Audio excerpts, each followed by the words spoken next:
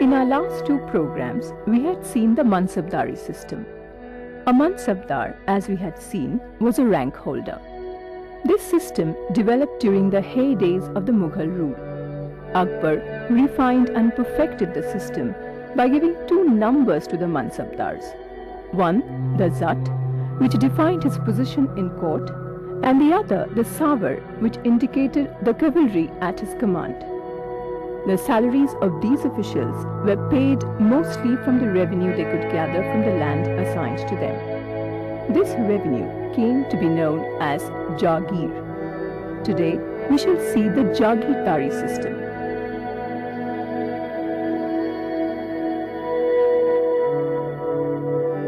Jagirdari system and the Mansabdari system complement each other. One cannot function without the other.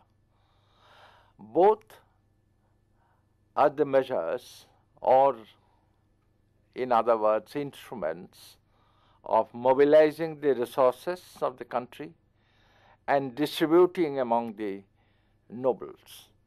We have seen in our last lecture on the Mansabdari system that a very small percentage of the high nobles and princes were consuming most of the resources of the country.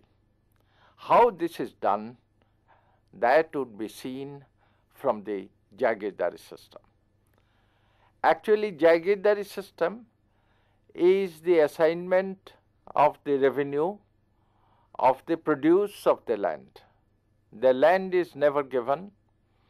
It is the produce that is allotted or earmarked for the noble to take from this revenue the salary that is due to him. So therefore, Jagirdari system is the salary of the Mansabdar. But actually it starts after Babur and practically from the time of Akbar. Babur, after his conquest, instituted a different system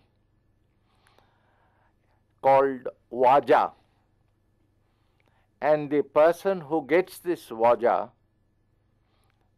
was called Jagirdar. He has distributed 1/3 of the conquered areas to the new people, new masters, or to the old masters. Among them, the Afghans got a major share, and it is stated that under Babur, Afghans consumed 1/5 of the total revenue of the Mughal Empire at that particular time. It was after Babur that Jagir system was introduced. There was a fundamental difference between the Wajdar system and the Jagirdari system. In the Wajdar system, there was no difference between the executive and the financial office. Under this system, an officer was given a territory with a fixed salary. He administered the area both financially and from the executive point of view. In the Jagirdari system, there was no fixed salary, and the executive and financial powers were in the hands of different persons. But in case of Babur, perhaps this separation was coming very slowly and gradually, because in the Khalsa land, that is the land managed by the state officials for the state, we find that there were executive, Shikdar, for example, and financial officer like Dewan. There were only 4 examples during the reign of Babur of the existence of Shikdar and the Dewan in the Khalsa lands. But it was from the time of Akbar that the situation changed drastically and obviously fundamentally.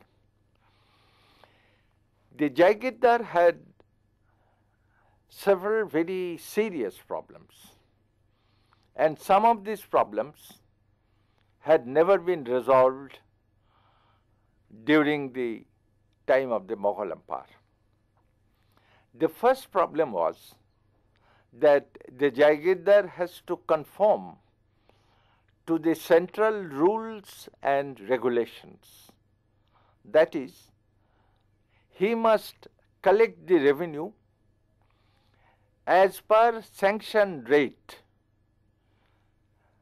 That is a very serious problem, as we shall see in the second problem itself, which is linked to the first. The second problem, which I have briefly hinted during the lecture at Mansabdari system, that there is a difference between estimate of revenue and the collection of revenue.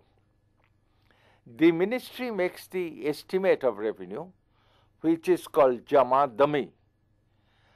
It is called Dami because the dam is a copper coin and the revenue is estimated in dam, at least till the early days of 17th century.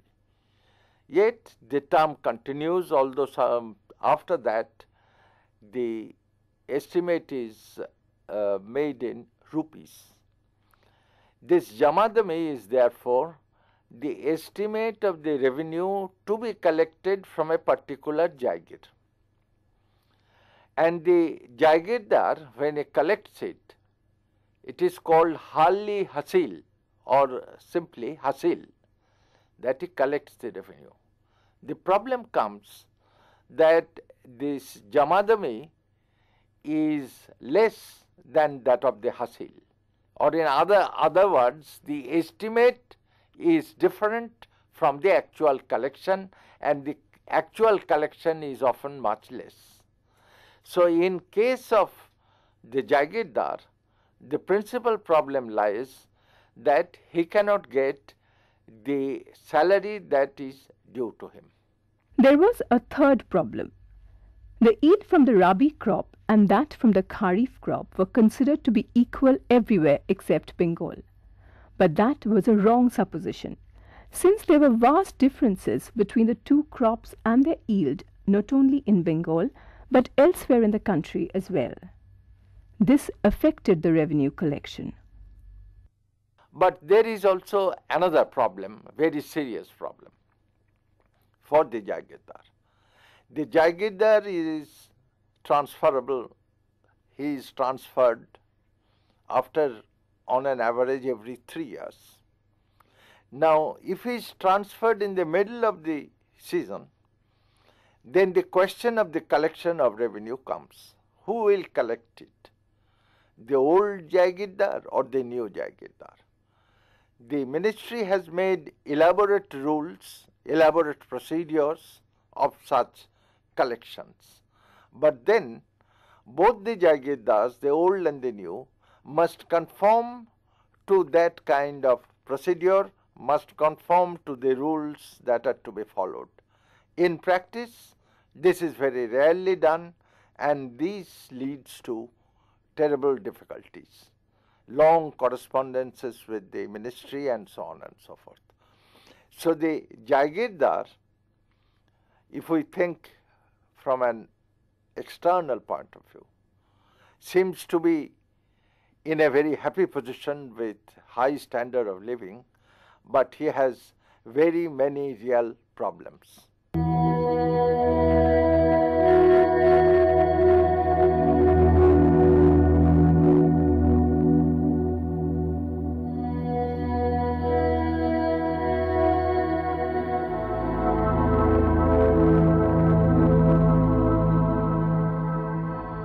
There are 4 different kinds of Jagirs: Jagiri Tankhwa, Mashrut Jagir, Inam Jagir and Watan Jagir. Each had a different type of function and revenue structure. Let us see the characteristics of each of these. First, let us take the Jagiri Tankhwa or the rupee Jagir. This is the Jagir about which we are talking about, granted to the Mansabdar in lieu of his salary to collect from the revenue of the produce of the Jagir. In India, the tax or the revenue is never on the land during the Mughal period. It was the British who started it. In India, during the medieval period, it was always the revenue of the produce of the land. If there is no produce, there is no tax. Now, the Jagiri Tankwa, therefore, is the normal Jagir that we are talking about. And this Jagiri Tankwa is given to the Mansabdars in lieu of the salary. Besides this, the second type of Jagir is called Mashrut Jagir. Mashrut Jagir is a temporary Jagir given to a particular person for a very temporary period. When a Mansabdar is appointed to a high post with high obligations, he has to maintain a large number of cavalry. In that case, the Mansabdar gets what is known as the Mashrut Jagir, a temporary Jagir for a temporary period. Once he is transferred from that post, he does not get the Jagir at all. The third one, which is called the Inam Jagir, is generally given to the religious people for charity. And this Inam Jagir is generally for the life of the person concerned. He has no rank, that is no Zat rank, no Sawar rank, and no military obligation at all. And in most of the cases, it is free of tax. No tax is to be given by him. Jahangir in his memoirs had given a large number of cases which he had granted as Inam Jagirs. As we shall see later on, some officials of the villages were also given the Inam Jagirs, but it is generally given to the religious people. The last one, the fourth one, is called Watan Jagir. Watan Jagir is that a Zamidar or a Raja, when he is absorbed into the Mansabdari system, that is, when he is made a Mansabdar, he is given a Tankwa Jagir, that is Jagiri Tankwa, and his Zamidari is considered Watan Jagir. This Watan Jagir is a hereditary one. It requires the Imperial Sanad for succession, and it continues in the family for very long time, except in one or two cases. In 1679, Aurangzeb did not give the succession to Jodhpur and converted Jodhpur into a Khalisa. There was violent demonstration of the Jodhpur people, revolts, etc., etc. Now, this Watan Jagir is therefore the Jagir given for life as well as to the succession, provided there is an imperial sanad, and therefore it is not transferable. It cannot be transferred.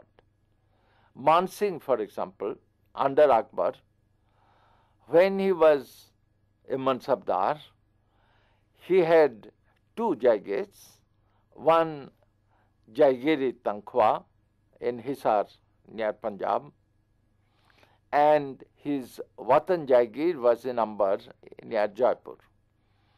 So therefore, the Jagirs are of various types, and here we'll deal mostly with the Jagiri Tankwa, since Watan Jagir will be discussed by us later in the lecture on the Jamindari system.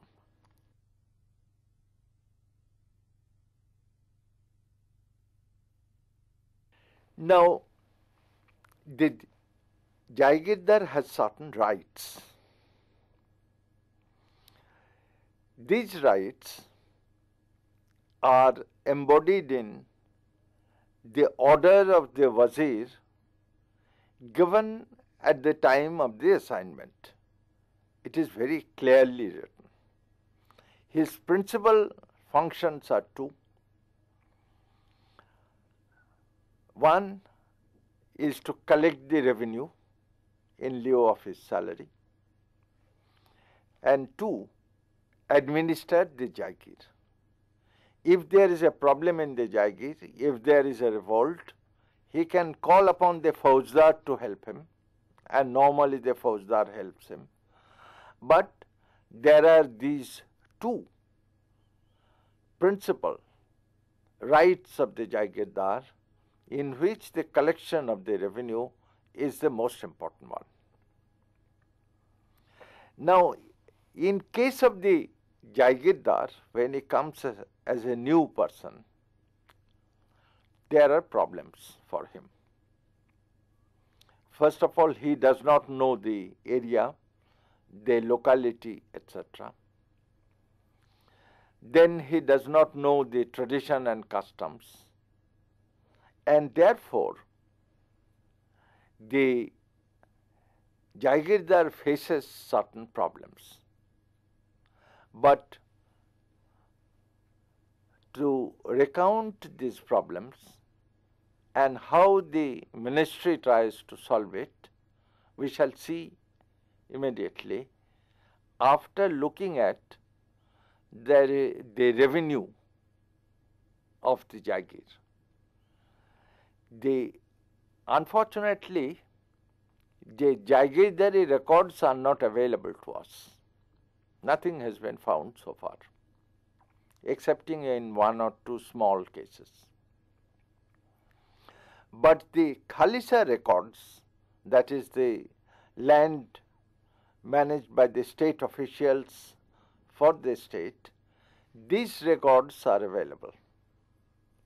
And it is more or less presumed and accepted now that the Jagirdari model follows the model of the Khalisa.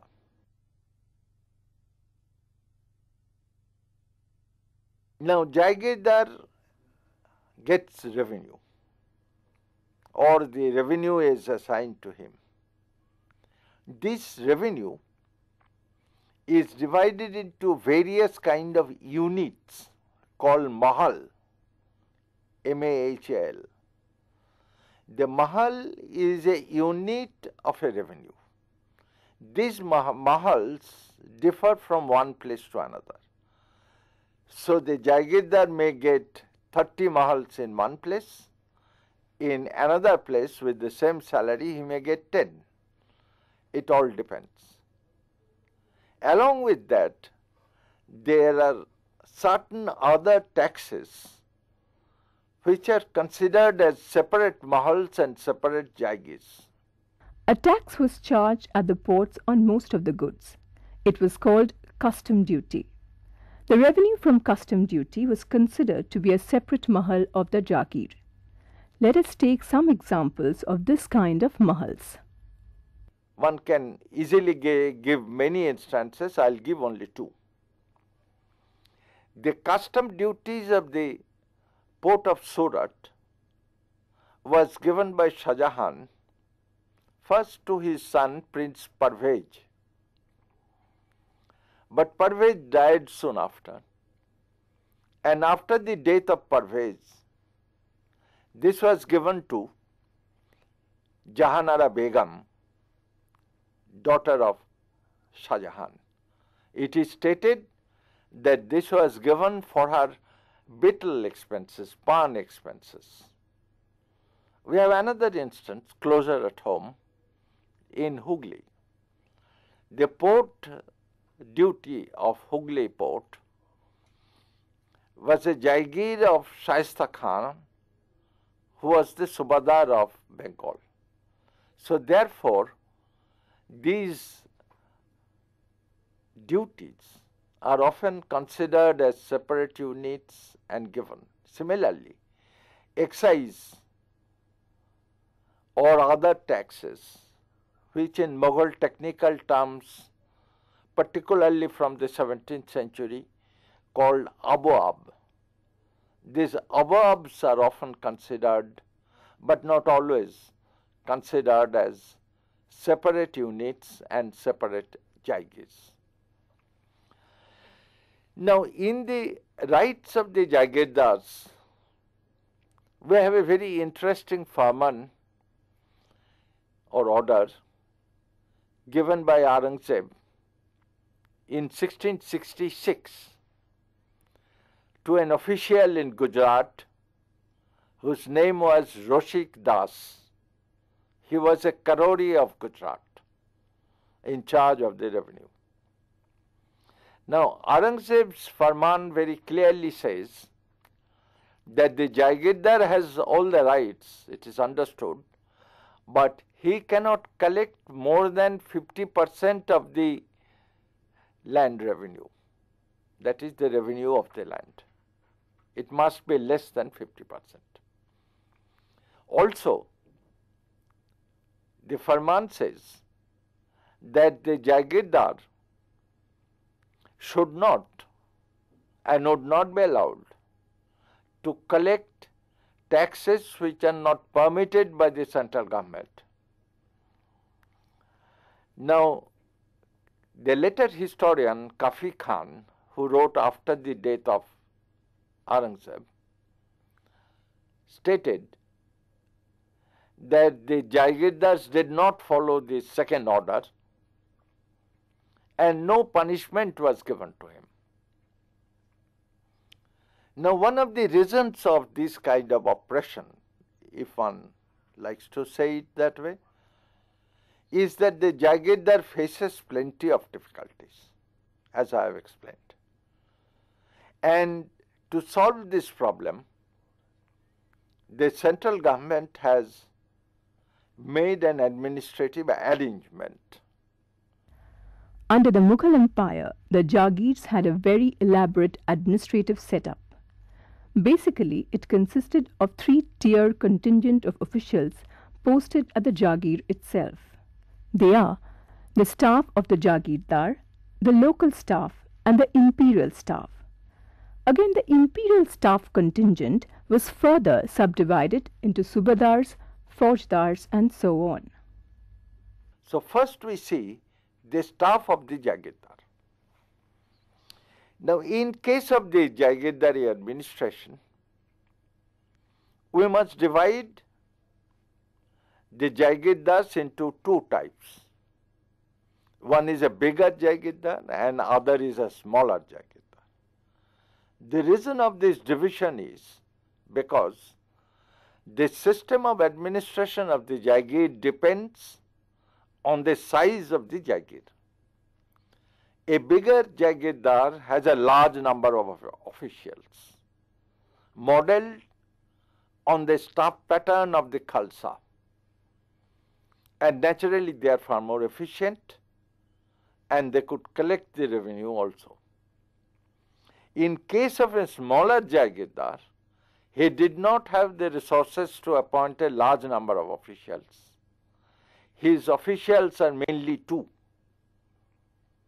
One is called Amil, who is in charge of the revenue, so to speak, and the other is Fotedar, or the treasurer, the man in charge of finance. So, Amil is in charge of the Jagir itself and Fotedar is in charge of the finance. So, for the smaller Jagirdar, these are the two principal officials to look after the Jagir. So, what happens is, particularly from the late 17th century, when wars were going on in Rajputana and Maharashtra, the smaller Jagirdars used to give contracts of the collection of revenue to certain people, particularly some of his own troops and also to merchants. This is called Ijara system.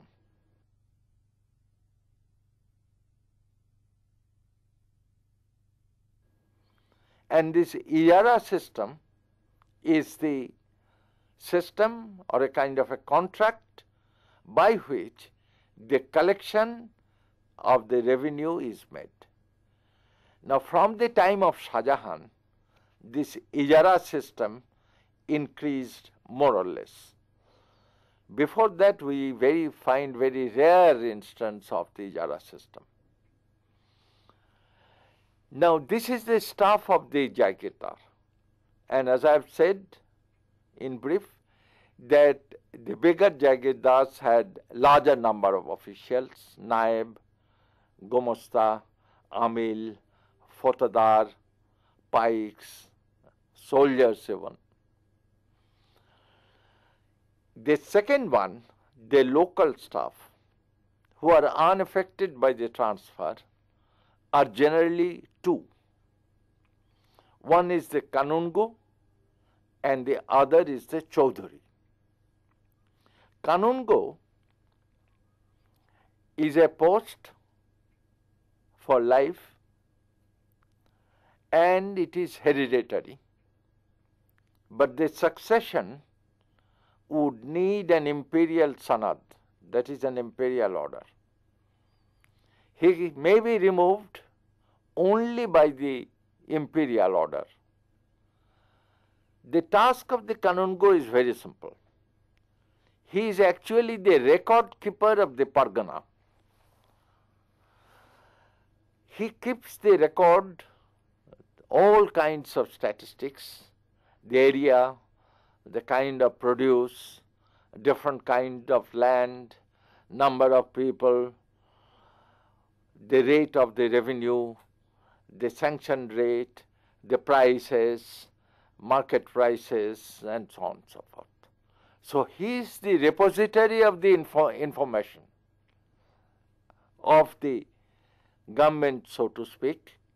Actually, he is a government official. In the early days of Akbar, he used to get a remuneration of 1/5 of the collection of revenue. But in the later days of Akbar, it was changed to a fixed salary. But after Akbar, it has been seen that this fixed salary, along with it, some Inam Jagir is added. So therefore, the Kanungo, who is the most important person, because he is the person who informs the Jagirdar of the local traditions and customs. So next day, we shall see the Chaudhuri, and then the last year, the imperial officials, after which we shall see the crisis of the Jagir system.